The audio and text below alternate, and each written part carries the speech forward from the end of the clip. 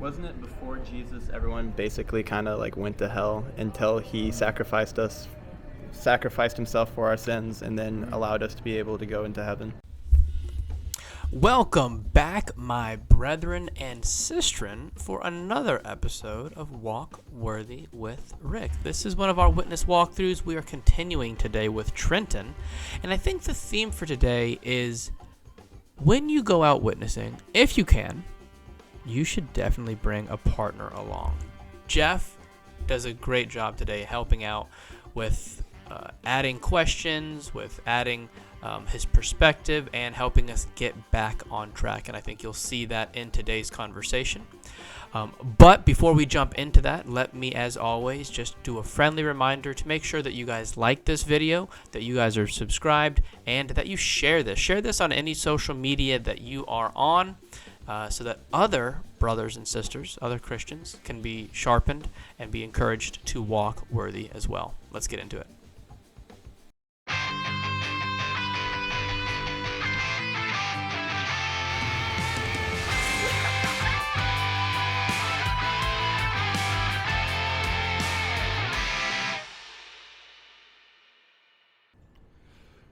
Kind of like piggybacking off of what I said in the very beginning with 150 people and trust and ethics. Yes. Do you think that's a theory of where religion was born? Do you think people, instead of religion creating people created religion? Right. Like gods are man-made, right? Yeah. I do think that there are religions out there that are man-made, and I think it's natural for humans to look around the creation and say, "Man, where did it all come from?" Yeah. There had to have been something that created it. I wonder if there's something other, some great being, and I'm going to pray to it, right? And I'm going to make it up however I think I want it to be.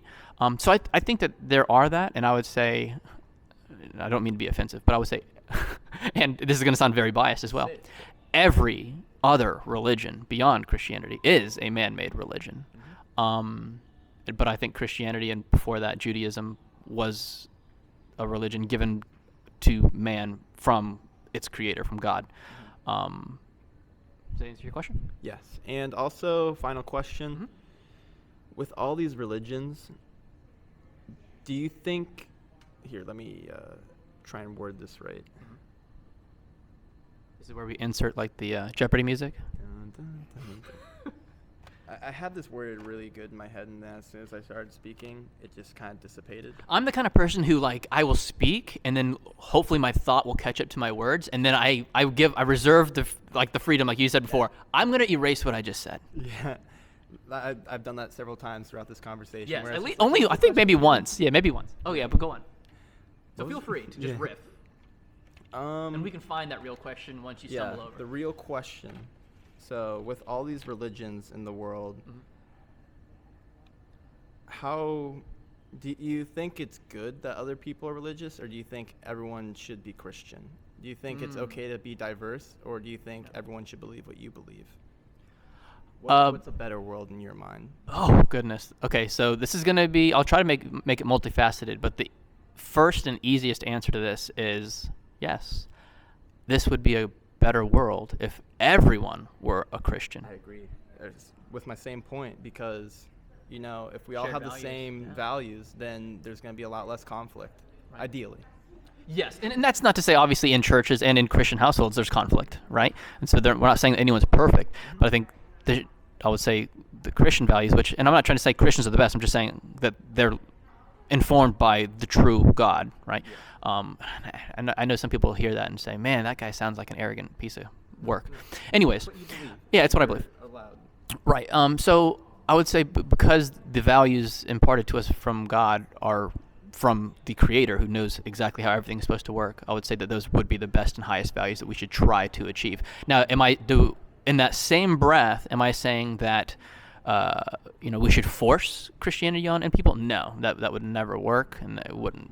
And I don't want that to be the case. So I don't think Christianity should be forced on anyone. But I do think if you had the choice of everyone believing or everyone not, everyone believing would be a better world. Does that answer your question? Yeah.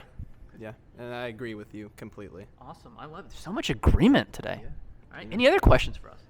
Not that I can think of right now. Okay. Well, did I give you my card yet? No, you didn't. Okay. Well, here's my card. So Was I a good interviewee? oh my goodness, you are one of the best. I would say like. For all of the people who we have interviewed, you're all great, and I love you. But man, Trenton's blown this one out of the water here. So I will. Okay, let me do this. Anything, Jeff, that you want to ask? Again, this is one of those perfect reasons why it is a really good idea to go out in groups and 2x2 or whatever. Probably 2x2 is probably best. If you get 3 or 4, it starts to almost be like you have a mob talking to people. But if it's just 2 people and you're talking to somebody, having that second person and their perspective can add a lot to your conversation. And what's more is that Jeff, as you're about to hear, is going to do a really good job of kind of bringing the conversation full circle.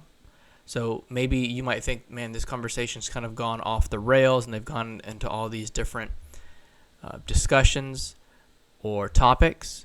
Well, Jeff is going to bring us right back to the gospel, which is really what I think is most important. I mean, every conversation is going to be different. Every conversation is going to go in a different direction.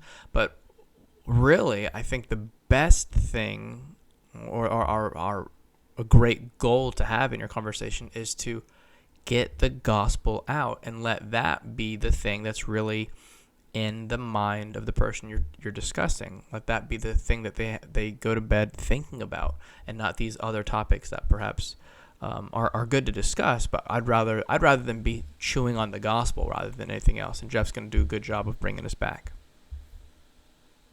I was just thinking, you made a statement about God earlier that, what kind of a God would do these sorts of things. Okay. What kind of a God would not give you second chances and that sort of thing. I think we would say this life is, I don't know, you would say it better, but this life is all about second chances. Yeah. Because God doesn't destroy us as soon as we sin. He doesn't punish us necessarily as soon as we sin. And he's revealed himself to us. He's revealed himself, from the beginning through the prophets, through the word, but ultimately through Jesus. Jesus came to truly reveal God to us. But in addition, or to take it to its final outcome, as Rick was going down the good person test, we've all, whether we've lied or whichever ones we've broken, we've probably pretty much all broken all of them. Yeah. And God understands that. I mean, that's the boat that all of us are in.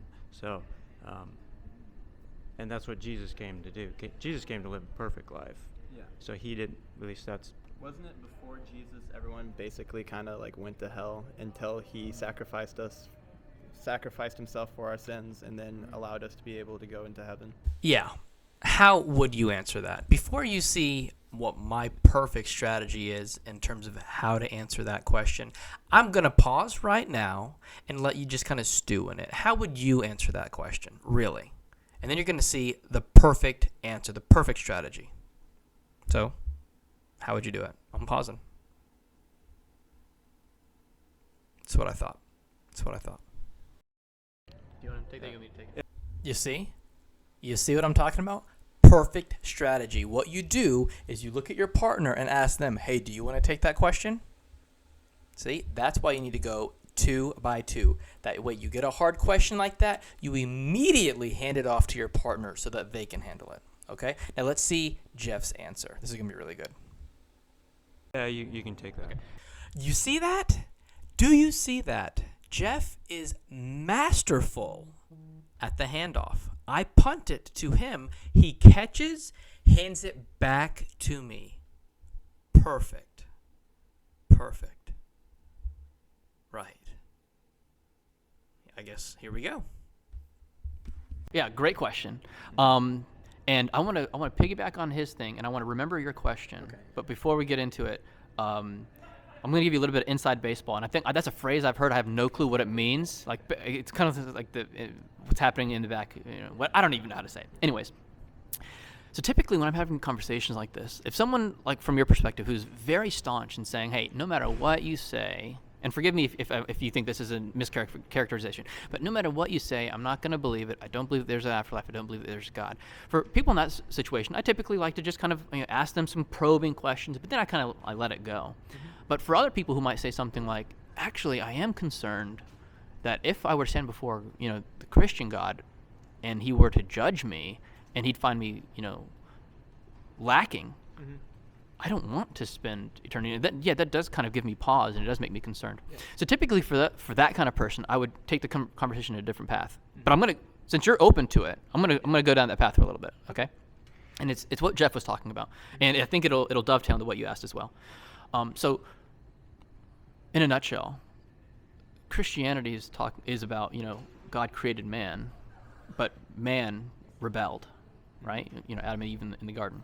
Man rebelled against their creator God, and in doing so, they broke their relationship with him, but also they rebelled against their king, and in doing so, sinning. Do you think it would be a good thing for someone who has a belief in God that they would believe that God is a just God? No, he doesn't have to be just. So you think that it's okay, a God that's not just is good? I'm not just. And you put me through your good person test. Yeah. I'm not good, but I would hope that he isn't a hypocrite and that he can at least stand to his own beliefs. Mm-hmm. But seeing what he did to Jeb, I have my doubts. Who? Jeb. I don't know who Jeb. Job, my bad. Oh, okay. Thank you. Yeah. So, yep, I get it. Job. Got you. So the suffering that Job went through. Yeah. Right. So the idea that God is just, and I think you hold the idea of justice highly. Like you think justice is a good thing, that there should be justice in the world. I think criminals shouldn't just go around and have no repercussions or consequences for doing wrong to people, correct? The law and justice are completely different things. The law is just humans' attempt of doing the best that they can to be just. Mm-hmm. But I do hold justice very highly because I feel like everyone should not be held equal, but be held fairly. Okay, yeah, and I think that's another word for justice, like fair treatment, right? Some people don't get, just because of who you are, you don't get treated, you don't get to get away with things, right? Okay, so if God were to be just, and we've broken his laws, and then punishment, although we may disagree with, hey, that's too severe. God's judgment would say, hey, if you've broken his laws, then you will be punished, and punishment is eternity in hell, right? But you talked about second chances, and we talked about, God is not only just, but he's also merciful. And, I like to talk about this idea that it's almost impossible to harmonize justice and mercy, right? So if you're before a judge and the judge goes, hey, Trenton, you're guilty of shoplifting, we caught you. So here is something that you are going to love to hear. Hit me. So there are 4 things in this world: stuff that can exist and does exist, things that can exist and don't exist, stuff that does exist but can exist. Actually, no, wait, I screwed up.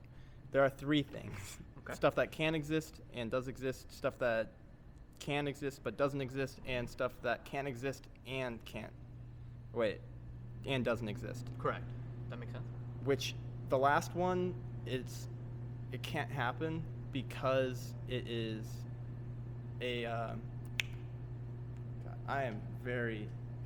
I'm not doing a good job. Although those 3 categories you created, I completely agree with thus far. But just don't know where you're going with those. Yeah. It's when something. He is the only person that can. God yep. is the only thing that can exist that contradicts itself. He can be both the heaviest and the lightest thing in the world. Okay. He can both exist and not exist at the same time. He's both everywhere and nowhere.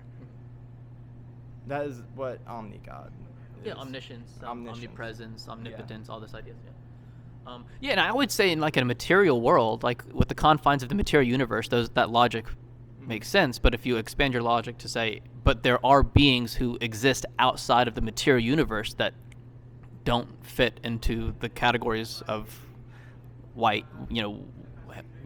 height, size, presence, Then do you think that logic puzzle could be solved? Maybe. Actually, I don't know. So I think that's a really good place for us to pause this week's episode, and we will pick up next week. Surprise, surprise, this conversation went so long, the battery goes out on the camera. So you'll see that next week's video footage is from a different perspective. We had to switch cameras. And so you also see that next week our conversation is going to go into some wild questions, some just kind of really off-the-wall stuff. But that's okay. That's a lot of times you don't know where these conversations are going to go. Somebody might have some really different, unique questions. Like, for instance, what if we're all part of one soul and we're all just going to go back to being one soul in the afterlife? How would you answer that? We'll see how I do next week, and hopefully you guys will learn something from it. Hopefully you guys learned something from this one. And again, I hope you guys are subscribed, hit the notification bell. I was joking around with someone else. What you really need to do is just unsubscribe from every other YouTube channel so that you only see notifications from this one. I'm just kidding, don't do that. But I really do hope you guys are enjoying this content. I hope you guys are getting challenged and being sharpened by it as well. And most of all, I hope that you guys are walking worthy. God bless.